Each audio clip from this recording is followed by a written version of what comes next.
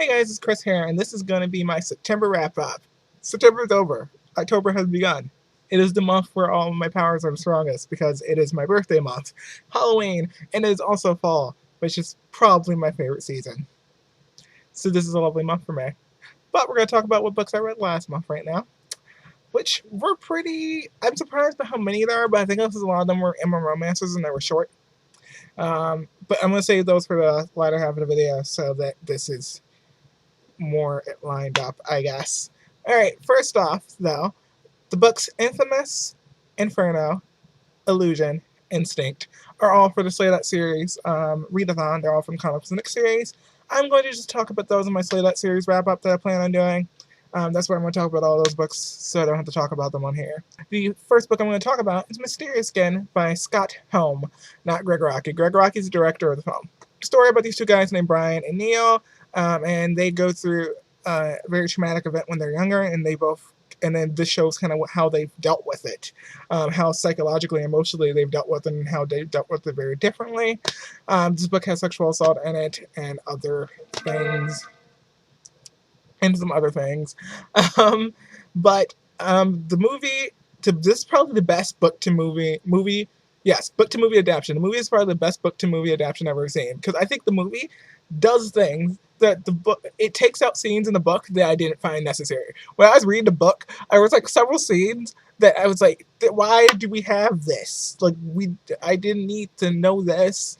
It hops perspectives quite a bit. Like, we get the best friend's perspective of Neil's, we get both of his friends' perspectives, we get the Brian's sister's perspective, and I'm like, sometimes I was like, yes, I love it, because I love Eric. I think Eric's realizations chapter was like one of the best chapters in the book, and I think that the sister's chapter was lovely because if you're an older sibling and you're finding out something really bad happened to your younger sibling, I think that the way this experience was written for her was really, really well done.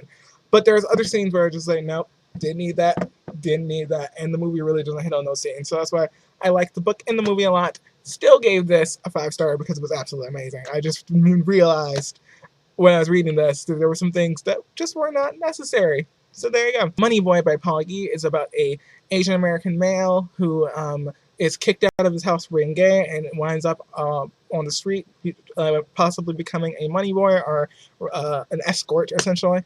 And the story was really slow. It was so slow from the beginning. Like, it's like, I'm thinking he's going to jump right into the prostitution after a certain point, but it really doesn't happen towards near the end of the book. And then the way they kind of like solve his problems by the end is just not something I liked.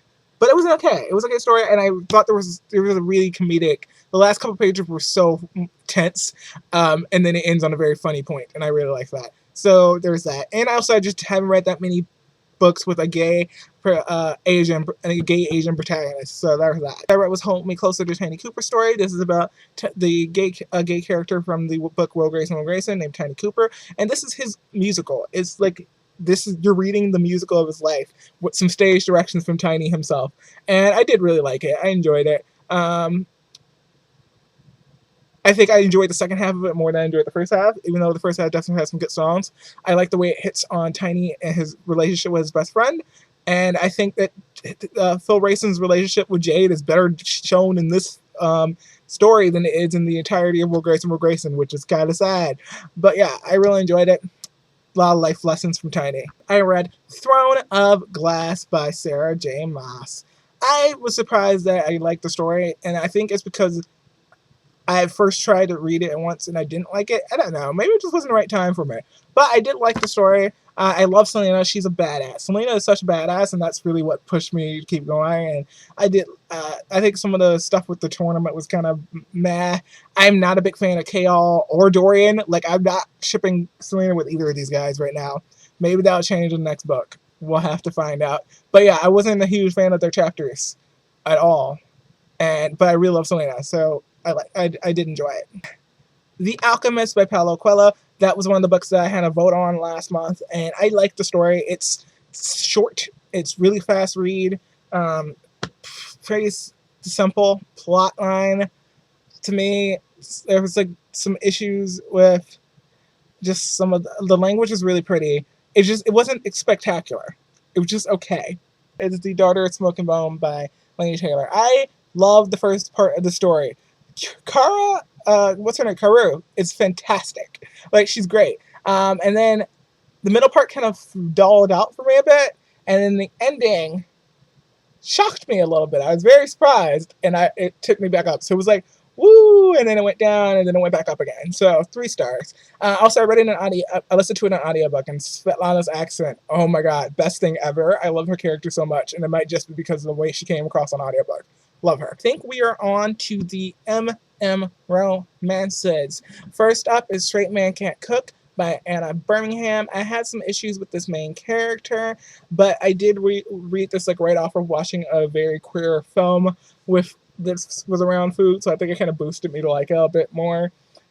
It's a gay for you story, kind of, or at least that's the way they presented it. I think that was my problem with it. I did think it was a real well done gay for you story, but I did like it in a way. Next up, I read Hard and Fast by Jack Green. This is a story about 2 gay spies. But this story ran into one of my main issues I have with stories, is one person treating the relationship as an exclusive relationship, and the other person is hooking up with other people. That always bothers me, because you have to have these things lined out, and you have to understand your parameters. And I think that the story saves itself at the end, though, because of the way they dealt with that other person. The person I'm having sex with was a shocker to me. It wasn't like other stories do it, and I really like that. So I definitely give that story some props. Wet Dreams and Adult Revelations by Tara Spears. It was a okay story. I liked that it had an interracial relationship, but their chemistry wasn't as strong as I wished it had been. But what I did like about it was the way they dealt with the mother. The main character's mother has depression. The way they wrote that was brilliant. And also the main character has some sexual insecurities that they point out that he has to deal with in the story.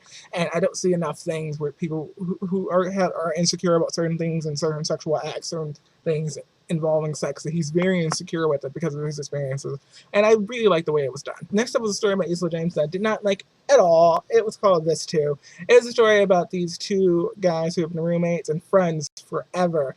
And one of them has as a father who's a reverend, and they both kind of express they have feelings for each other, but then one guy rejects him. He gets rejected. He rejects him because he's like, I can't come out. My family would disown me, blah, blah, blah. And the guy's like, okay, cool.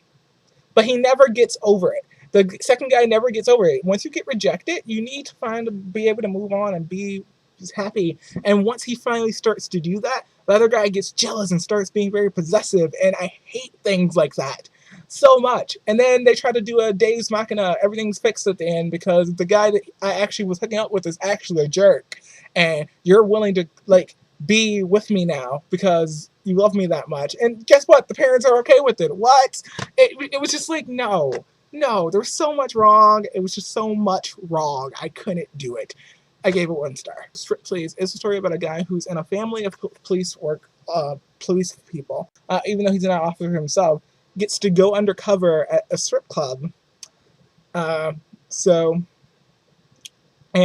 he meets another cop there who doesn't know he's undercover, and they go home and have sexy time, and then some other things happen, and then the cops bust the strip club for drugs and prostitution and all these other things, and it was weird.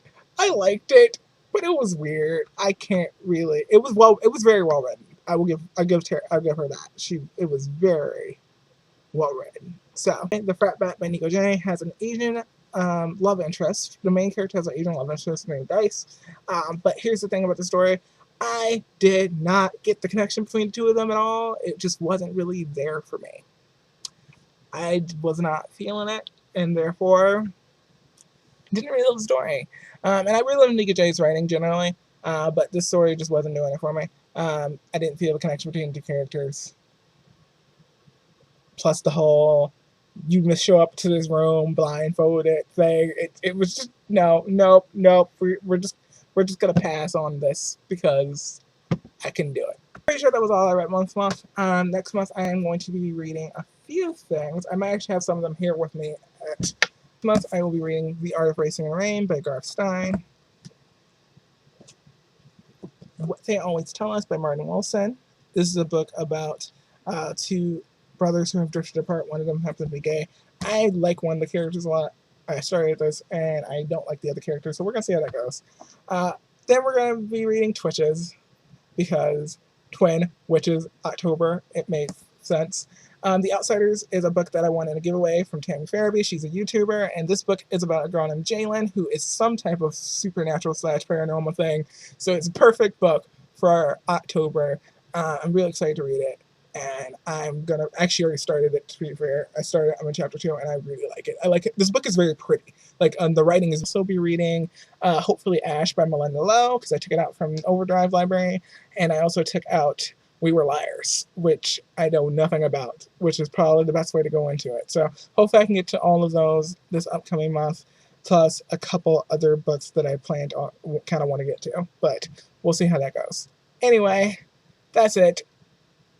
I need to go because people are getting back and it's about to get out. So I'm going to see you all next time.